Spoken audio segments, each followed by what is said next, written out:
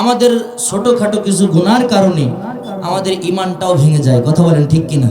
সেই ঈমানটাকে আমাদেরকে ঠিক রাখতে হবে, কারণ সব কিছুর মূলে ঈমান। ঈমান যদি ঠিক না থাকে কোনো কিছু ঠিক থাকবে।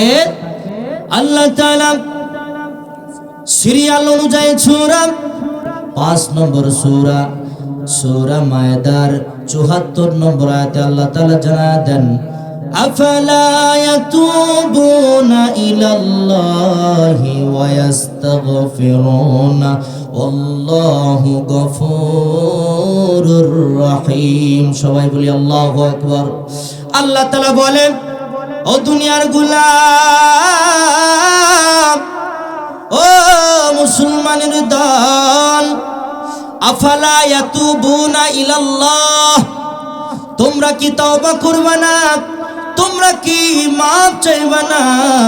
তোমরা কি আমার কাছে অনুতপ্ত হবা না? আল্লাহ তাআলা আমাদেরকে ডাক দিয়ে বলেন তো আমরা গুনাহ করি কি করি না? আমরা সকলেই কিন্তু ছোটখাটো গুনাহ করে ফেলি। কথা বলেন ঠিক কিনা? অনেক সময় মিথ্যা কথা বলি, অনেক সময় এরকম ভাবে ছোটখাটো শিরিক করে ফেলি, যার কারণে আমাদের ঈমানটা ভেঙে যায়। ঈমান যখন ভেঙে যায়, ওই ঈমান দিয়ে কিন্তু আমাদের নামাজ হয় না, আমাদের রোজা হয় না, ওই ঈমান দিয়ে জান্নাতে যাও কিন্তু সম্ভব না। কথা বলেন ঠিক কিনা? এজন্য ঈমানটাকে টিকিয়ে রাখার জন্য আল্লাহ তাআলা আমাদেরকে একটা মাধ্যম শিখায়া দিয়েছে, আমাদেরকে একটা সুন্দর পদ্ধতি শিখায়া দিয়েছে। সেটা হলো আফালা ইয়াতুবুনা ইলাল্লাহ, তোমরা অবশ্যই আল্লাহর কাছে তওবা করো। বেশি বেশি তওবা করার দরকার আছে না নাই? আমরা সব সময় তওবার উপরেই থাকবো। আমরা সারাটা দিন যত কাজ যত কিছুই করি না কেন, দিন যখন শেষ হয়ে যাবে আমরা আল্লাহর কাছে তওবা করব, কারণ তওবা করলে আল্লাহ তাআলা মাফ করে দেন। এটা আল্লাহ তাআলার ওয়াদা। কথা বলেন ঠিক কিনা? আল্লাহ তাআলা বলেন, আল্লাহু গফুরুর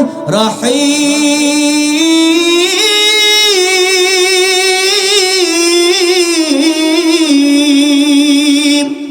আল্লাহ তাআলা বলে, আমার কাছে আমার কোন গোলাম যদি তওবা করতে পারে, সে কান্না করবে, তার চোখের পানিগুলা তার নাকের ডগায় আসার আগে আগে আমি আল্লাহ তাআলা মাফ করে দেব। আল্লাহু আকবার। কারণ হলো আল্লাহ তাআলা রহমান, কারণ হলো আল্লাহ তাআলা মেহেরবান। কথা বলেন ঠিক কিনা? আল্লাহ তাআলা বলেন, আল্লাহু গফুরুর রহিম, আমি হলাম রহমান, আমি হলাম মেহেরবান। কথা বলেন ঠিক কিনা? আমরা গুনাহ করব না কেন? এখানে এমন কোনো মানুষ নাই, এখানে এমন কোনো জনতা নাই, কেউ একজন বুকে হাত দিয়ে বলতে পারবে আমি জীবনে কোনোদিন গুনাহ করি নাই। কেউ আছে নাকি? বলেন। আপনারা বলতে পারেন, হুজুর হাফেজ সাহেব মানুষ, আপনি বলেন আপনি জীবনে কোনোদিন গুনাহ করে নাই। আমিও বলতে পারবো না। ও মুসলমান ভাই, কেন বলতে পারবো না? আমাদের স্বভাব হলো গুনাহ করা, আর আল্লাহর স্বভাব হলো মাফ করা। কথা বলেন ঠিক কিনা? ওগো আল্লাহ, আংতা আংতা, তুমি তুমি, আনা আনা, আমি আমি। তোমার স্বভাব হলো মাফ করা, আর আমাদের স্বভাব হলো গুনাহ করা। কথা বলেন ঠিক কিনা? আমরা কিন্তু সবাই ছোটখাটো গুনাহ করেই ফেলি। আমরা গুনাহ কেন করব না? আমাদের বাবা মা, আমাদের আদি পিতা হযরত আদম বাশার, আমাদের আদি মাতা হযরত মা হাওয়া আলাইহিস সালাতু ওয়াস সালাম, তারাও কিন্তু ভুল করেছে। যারা প্রকৃত আদম সন্তান হবে, যারা প্রকৃত ঈমানদার হবে, তারা ভুলের উপরে প্রতিষ্ঠিত থাকবে না। তারা ভুল করবে আর তওবা করবে কার কাছে? বলেন। আফালা ইয়াতুবুনা ইলাল্লাহ, তারা তওবা করবে আল্লাহর কাছে, আল্লাহর কাছে মাপ চাইবে। কথা বলেন ঠিক কিনা? কিন্তু যে সমস্ত শয়তানের গোলাম হবে, যারা শয়তানের অনুসারী হবে, তারা কিন্তু আল্লাহর কাছে মাপ চাইবে না। কারণ হলো তারা ভুল করবে, ভুলের উপরে প্রতিষ্ঠিত থাকে। কথা বলেন ঠিক কিনা? যারা শয়তানের গোলাম তারা ভুলের উপরে প্রতিষ্ঠিত থাকে, আর যারা আল্লাহর গোলাম, যারা আদি পিতার সন্তান, যারা জাতির পিতার সন্তান, তারা কখনো ভুলের উপরে প্রতিষ্ঠিত থাকতে পারে না। তারা আল্লাহর কাছে তওবা করে, কথা বলেন ঠিক কিনা? আল্লাহ তাআলা যখন আদম বাশারকে তৈরি করে জান্নাতের ভিতরে রাখলেন, জান্নাতের ভিতরে রাখার পর আল্লাহ তাআলা বলেন, ও আদম বাশার, তোমার যেটা প্রয়োজন হবে মনের ভিতরে আনতে হবে, সাথে সাথে পেয়ে যাবা, সব পেয়ে যাবা, নাজ নিয়ামত ভক্ষণ করতে থাকো, কোনো সমস্যা নাই।